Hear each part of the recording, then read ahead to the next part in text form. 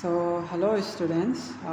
In this course, small concept, I am going to discuss redistribution in parallel plates.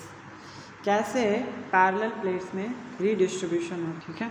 तो कैसे redistribution होता है parallel plates में, ये हम लोग डिस्कस करते हैं। तो let us see first of all this concept. Suppose there is a parallel plates and अगर आप इस पर क्यू चार्ज देते हो तो ये क्यू कैसे डिस्ट्रीब्यूट होगा।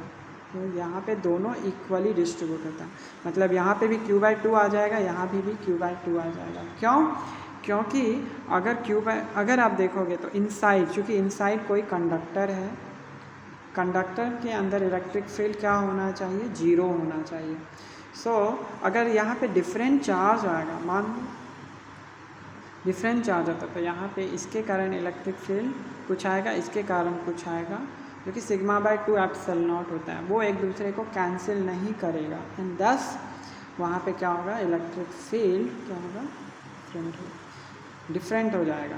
तो चूँकि हमको वैसा नहीं चाहिए, कंडक्टर के अंदर इलेक्ट्रिक फील्ड जीरो होना चाहिए, so we do that. Now question comes, suppose there is a two parallel plates and on both the parallel plates you are putting q1 charge and q2 charge.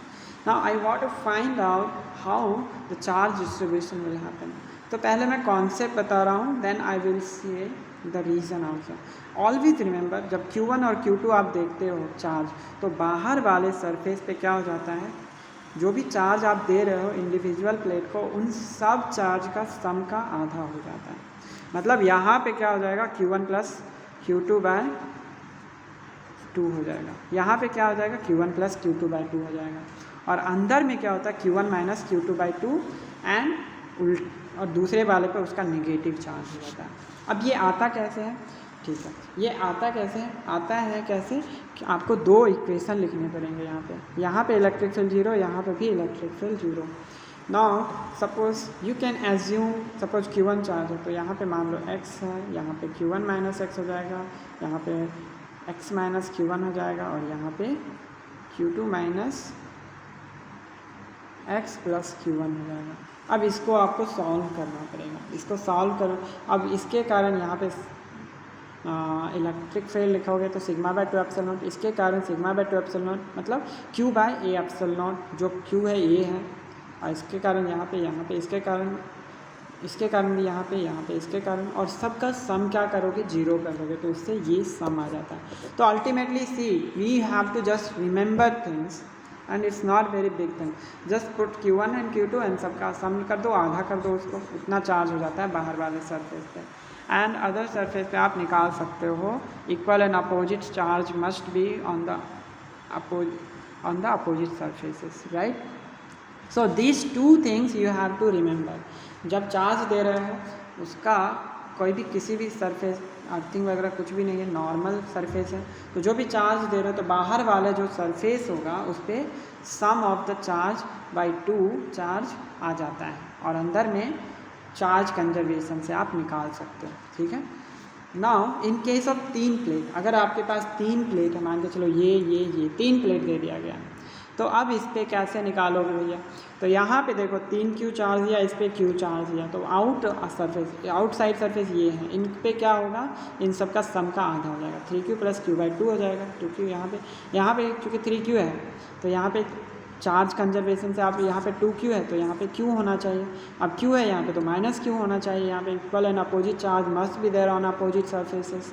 अब minus Q है, total charge कितना है, Q, तो यहाँ minus Q है, total charge Q है, तो 2Q होना चाहिए, इस पर माइनस 2Q, यहाँ पे प्लस 2Q। तो ऐसे आप निकाल सकते हो चार्ज कंजर्वेशन। तो two things see, always just remember, on out external surfaces charge of the sum of the charge by two induce हो जाएगा, एंड इंटरनल पे क्या होगा, आप चार्ज कंजर्वेशन से लगा सकते हो, and then you can use the equal and opposite charge must be there on the surfaces.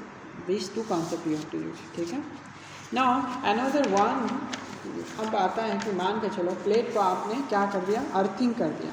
अब प्लेट को अर्थिंग कर देते हो तो आपको पता है अर्थिंग का मतलब क्या होता है कि उसको पोटेंशियल को जीरो कर देते हो। तो मैं यहाँ पे सीधा कॉन्सेप्ट बता रहा हूँ, I am not going in detail solution. तो grounding for the parallel plate को आपने ग्राउंड कर दिया। In an assembly if any plate is grounded तो क्या हो जाएगा, आउटर मोस्ट फोर्स फेस पे क्या हो जाएगा, चार्ज 0 हो जाता है। ठीक है, आउटर मोस्ट फेस पे चार्ज 0 हो जाता है। मतलब आप जैसे ये दो प्लेट हैं, इसको मैंने इस सरफेस को ग्राउंड कर दिया या फिर इस सरफेस को ग्राउंड कर दिया, कोई एक सरफेस को ग्राउंड कर दिया, दोनों को भी ग्राउंड कर दिया तो भी चलेगा। ठीक है, लेकिन इस पॉइंट का क्या हो जाएगा, चार्ज 0 आ जाता है। अब 0 आ जाता है तो आप क्या करोगे, सेम चीज़ें, चार्ज कंजर्वेशन लगाना है एक, तो दूसरा equal and opposite charge on the opposite surface में। तो इस पर इसको 0 करोगे। अब चाहे यहाँ पे देखो, यहाँ पे 0, पहले आपने Q इस पे डाला तो इस पे चार्ज क्या था, कंजर्व रहेगा। दूसरा इस पे चार्ज कंजर्व रहेगा तो आउटसाइड सरफेस पे क्या हो जाएगा, चार्ज 0, इस पे 0। तो यहाँ पे Q चार्ज डालोगे तो सारे के सारे यहाँ पे आ जाएंगे, अंदर में Q हो जाएगा, और Q है तो यहाँ पे -Q हो जाएगा, बाहर पे तो 0। तो ये -Q चार्ज बेसिकली आया कहाँ से, ये अर्थ इसने इसको प्रोवाइड कर दिया। ठीक है, अब चाहे जो भी हो, 3 प्लेट है, 3 प्लेट में क्या करोगे, इसको अर्थिंग कर दिया तो क्या होगा, यहाँ पे 0, यहाँ पे भी 0 हो जाएगा आउटसाइड सरफेस पे। Q इसमें डाला तो यहाँ पे +Q आ जाएगा, यहाँ पे +Q तो यहाँ पे -Q हो जाएगा। अब यहाँ पे मान लो क्या था, पहले से चार्ज हो गया तुम्हारा -4Q था, तो -4Q था तो यहाँ पे -Q है, -3Q यहाँ +3Q हो जाएगा, यहाँ पे 0 हो जाएगा।